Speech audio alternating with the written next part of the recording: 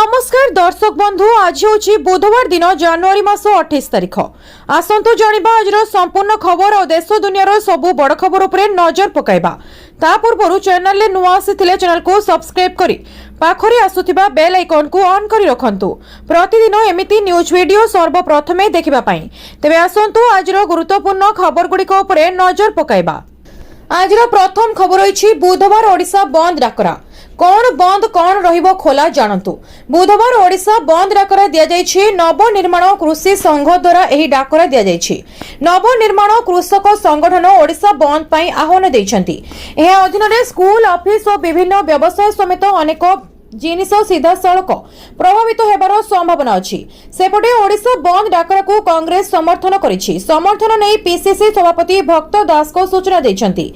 बंद पालन को समर्थन जणाइबाको सबु जिला कांग्रेस कमिटी को निर्देश दैछंती। धान किणारे अव्यवस्था प्रदूषण सर्टिफिकेट आलोरे मात्राधिक दंड को विरोध करा जाइछि। एही धर्मघटर सीधा सड़क प्रभाव बैंकिंग डाक और राज्य परिवहन सेवा उपरे पड़ी पारे। बंद जोगु एही सेवा गुड़िक प्रभावित होई पारे। हे समय मध्यरे अत्यावश्यक जिनिस और सुविधा गुड़िक कार्यक्षम रहिबो, जेपरिक मेडिकल दुकान, विमान बंदर, हॉस्पिटल, डिपार्टमेंटल स्टोर और अन्य अनेक जिनिस कार्यक्षम होई पारे। सार्वजनिक परिवहन विषय रे कोनोसी सूचना नाही जे एहा बंद रहिबो कि नाही। परवर्ती खबर होइछि पीएम आवास योजना 2.0 नियम रे बड़ परिवर्तन। किए पाइबे कोन बाबदकु टंका, किए पाइबे घर बाबदकु टंका, जानतु नुआ योग्यता। प्रत्येक लोकंको स्वप्न हेउछि निजर गोटिए पक्का घर करिबा, किंतु वर्तमानर महंगा जुगर एही स्वप्न पूर्ण करिबा सहज नुहे। एही आवश्यकता को दृष्टि रे रखी केंद्र सरकार प्रधानमंत्री आवास योजना चालू करिसंती, जहा माध्यम रे सहरांचलर गरीब और मध्यम वर्गर परिवार को घर निर्माण किंबा क्रय पई आर्थिक सहायता दिया जाय।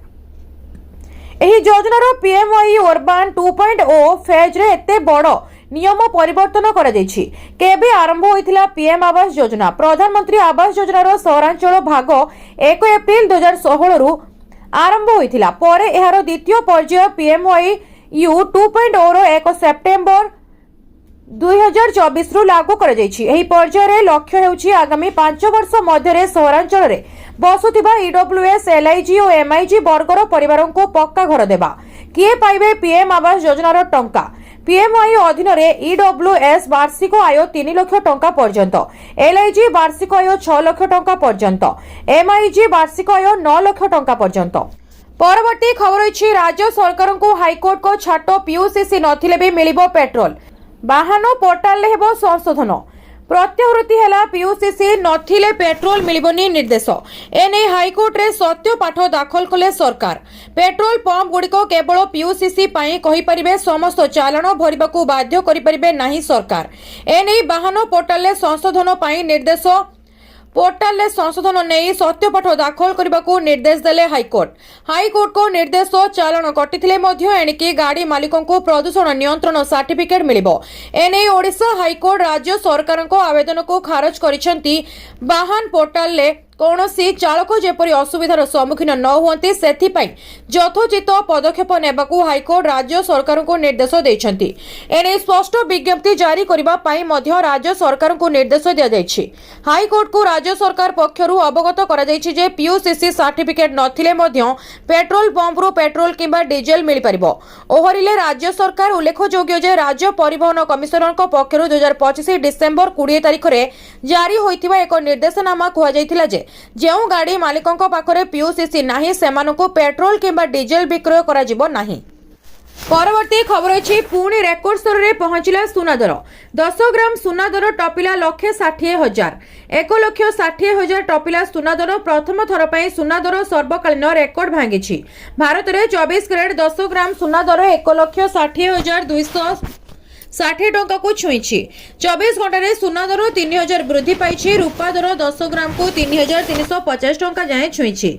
रूपा किलो 3,35,000 छुईछि। चलित सप्ताह रे सुना दर 1.5% रु 2% वृद्धि पाइथिबा बेले रूपा दर 1% रु 1.8% वृद्धि पाइछि।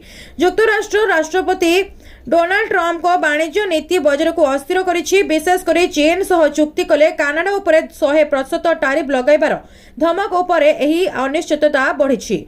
निवेशक मानकु सोना एवं रूपा भली सुरक्षित संपद आड़कू आकर्षण करुछि। सेहिपरि दिल्ली, जयपुर, लखनऊ एवं चंडीगढ़ रे 24 कैरेट सोनार मूल्य 1,60,410 टंका एवं 22 कैरेट सोनार मूल्य 10 ग्राम पिछा 1,47,050 टंका रही। मुंबई, चेन्नई, कोलकाता एवं बेंगालुरु रे 24 कैरेट सोना 1,60,260 टंका एवं 22 कैरेट सोना 10 ग्राम पिछा 1,40,900 टंका रे बिक्री होछि। अहमदाबाद एवं भोपाल रे 24 कैरेट मूल्य 1,60,310 टंका रेकर्ड करा जायछि। रूपा मूल्य 40,000 टंका को वृद्धि सुना परे रूपा मध्य निवेशक मानकु धनी करिछि। परवर्ती खबर अछि नुआ पेट्रोल डीजेल दर। चेक करंतु आजिरो पेट्रोल डीजेल मूल्य। मंगलवार विश्व बजार में अशोधित तैल दर ह्रास पाई। यापर देशर अनेक सहर में पेट्रोल एवं डीजेल मूल्य सामान्य परिवर्तन देखा मिली। अमेरिका एवं ईरान समेत विश्वर अनेक देश में उत्तेजना जारी रही। फलस्वरूप विश्व बजार प्रतिदिन परिवर्तन अनुभव करुछि। आंतर्जातीय बजार में मध्य अशोधित तैल मूल्य निरंतर परिवर्तन होउछि।